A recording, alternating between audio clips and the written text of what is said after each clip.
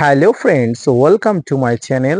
দেশ এবং দেশের বাইরে থেকে যারা আজকে আমার ভিডিওটি কন্টিনিউ করেছেন প্রত্যেককে gardener trips with Kamal YouTube চ্যানেলে স্বাগতম। তো ফ্রেন্ডস, আজকে আমি আলোচনা করব লেবু গাছে ফুল ঝরা বন্ধ করতে এক জৈবিক পদ্ধতি।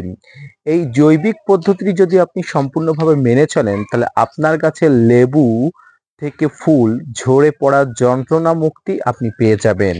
তো আজকের ভিডিওটি কন্টিনিউ করবেন, ভিডিওটি সম্পূর্ণ তথ্য দেওয়া হবে এবং ভিডিওটি না স্কিপ করে কন্টিনিউ করেন তাহলে ছাদ বাগানের লেবু থেকে ফুল সমস্ত কিছু ঝরা সম্পূর্ণ তথ্য আপনি আজকের ভিডিও থেকে জানতে পারবেন।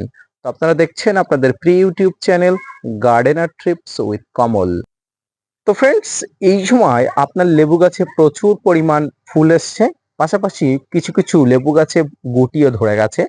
অনেক লেবু গাছে গুটি বড় হয়ে গেছে, অনেক লেবু গাছে সবেমাত্র গুটি চলে এসছে।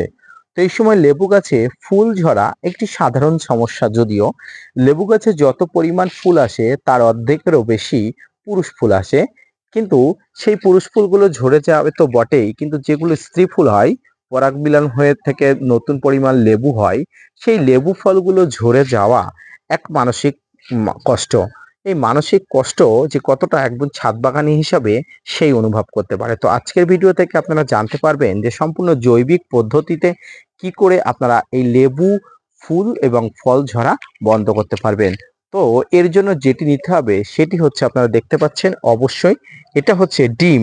এই ডিমের খোসা, এই ডিমের খোসাকে আজকে সম্পূর্ণ জৈবিক পদ্ধতিতে কি করে গাছের গোড়াতে দিয়ে বা গাছে ব্যবহার করে লেবু ফুল ঝরানো বন্ধ করা যায় সেটি আপনাদের সঙ্গে আলোচনা করব।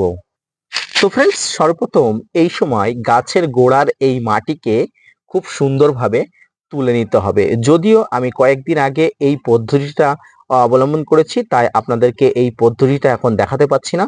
তবুও আপনাদের যেটা বলছি আপনারা খুব ভালো করে শুনুন এবং মন দিয়ে দেখলে আপনারা বুঝতে পারবেন। আমি কয়েকদিন আগে এই সিস্টেম অবলম্বন করেছি, আপনারাও করুন, অবশ্যই ভালো ফল পাবেন। প্রথমে আপনারা কি করবেন, গাছের এই গোড়া থেকে মাটিটা তুলে নেবেন, একটু দূর থেকে মাটিটা তুলে নেবেন।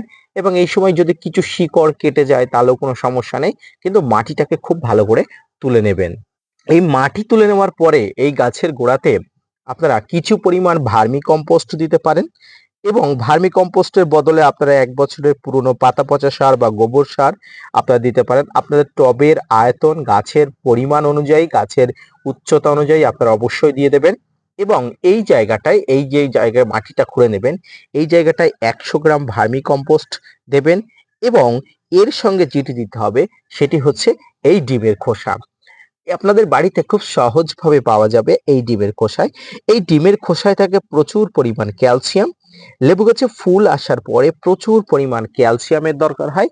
আর এই ক্যালসিয়ামের অভাবজনিত কারণে গাছে যে সমস্ত গুটি ধরে বা গাছে যে সমস্ত ফুল আসে, এই ফুলগুলো খুব সহজেই গাছ থেকে ড্রপ হয়ে যায়। তাই গাছে ফুল ফল আসার সময় গাছে প্রচুর পরিমাণ ক্যালসিয়াম যেরকম চাহিদা থাকে, সেই জন্য লেবু গাছে ক্যালসিয়ামের যোগান দেওয়াটা অপরিহার্য হয়ে ওঠে। ফ্রেন্ডস, এই ডিমের খোসা যেটি, এটি সম্পূর্ণ দুইভাবে ব্যবহার করা যায়। তো দুইভাবে ব্যবহার কিভাবে করা যায় আমি সম্পূর্ণভাবে আপনাদের বলবো।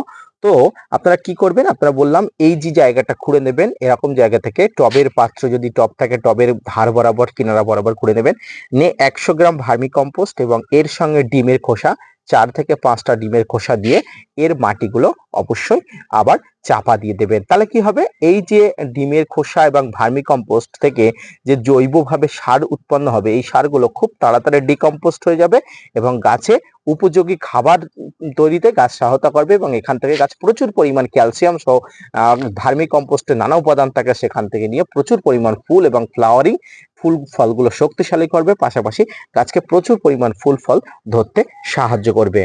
আপনার এই ডিমের খোসা যদি ব্যবহার করতে অসুবিধা হয় তাহলে আপনারা হাড়ের গুঁড়ো নিতে পারেন।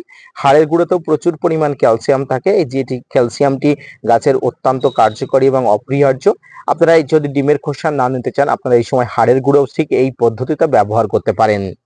দ্বিতীয় যে পদ্ধতি আপনারা ডিমের খোসাটি ব্যবহার করতে পারেন সেটি হচ্ছে, এরকম একটি পাত্র নেবেন, জলের পাত্র নেবেন।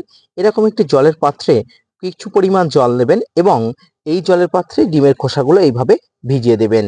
অপর একটি ঠিক একই মাপে পাত্র নেবেন, সেই পাত্রে জল নেবেন, সেই জলে আপনারা চায়ের পাতা অর্থাৎ বাড়িতে ব্যবহার করা বা অব্যবহৃত চায়ের পাতা আপনারা দেবেন।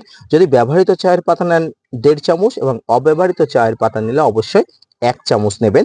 এই দুটো মিশ্রণ অর্থাৎ এইটাকে আলাদা এবং চায়ের পাতাটাকে আলাদাভাবে নিয়ে আপনারা অবশ্যই 2 থেকে 3 ঘন্টা আপনারা আলাদা একটা জায়গায় মিশ্রণটাকে রাখবেন। 2 থেকে 3 ঘন্টা পরে এই মিশ্রণটি অর্থাৎ এই ডিমের খোসা ভেজানো জল এবং চায়ের পাতা ভেজানো জলটাকে আপনারা একটা মিশ্রণে করে নিয়ে আপনারা এই ধরনের গাছে ব্যবহার করতে পারেন, খুব ভালো কাজ হবে। তো ফ্রেন্ডস, এইভাবে অর্থাৎ ডিমের খোসা এবং চায়ের পাতার মিশ্রিত জল আপনারা দ্বিতীয় পদ্ধতি হিসাবে ব্যবহার করতে পারেন। পাশাপাশি যদি আপনারা এই চায়ের পাতা বা চায়ের পাতা ব্যবহার না করতে চান, তাহলে যে পদ্ধতি আমি প্রথমে দেখালাম অর্থাৎ গাছের গোড়াটাকে খুশে ভার্মি কম্পোস্ট এবং ডিমের খোসা একসঙ্গে মিশিয়ে আপনারা দিয়ে দেবেন, খুব ভালো কাজ হবে, আমি অন্তত আপনাদের গ্যারান্টি দিয়ে বলছি।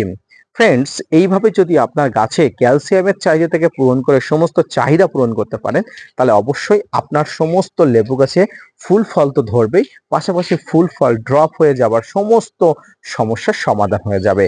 তো লেবু গাছের পরিচর্যা সংক্রান্ত আজকের এই ভিডিওটি কেমন লাগলো অবশ্যই একটি লাইক, কমেন্ট, শেয়ার এবং সাবস্ক্রাইব করে জানাবেন। পাশাপাশি gardener tips with Kamal YouTube চ্যানেলকে সাবস্ক্রাইব করতে ভুলবেন না। আপনাদের জন্য প্রতিনিয়ত তথ্য নিয়ে ভিডিও বানাই। আপনারা যদি মোটিভেট করেন ভিডিও বানাতে আগ্রহী এবং নতুন নতুন ভিডিও বানাতে উৎসাহী হয়। দেখা হচ্ছে পরবর্তী কোনো ভিডিও নিয়ে, ততক্ষণ সঙ্গে থাকবেন। ধন্যবাদ।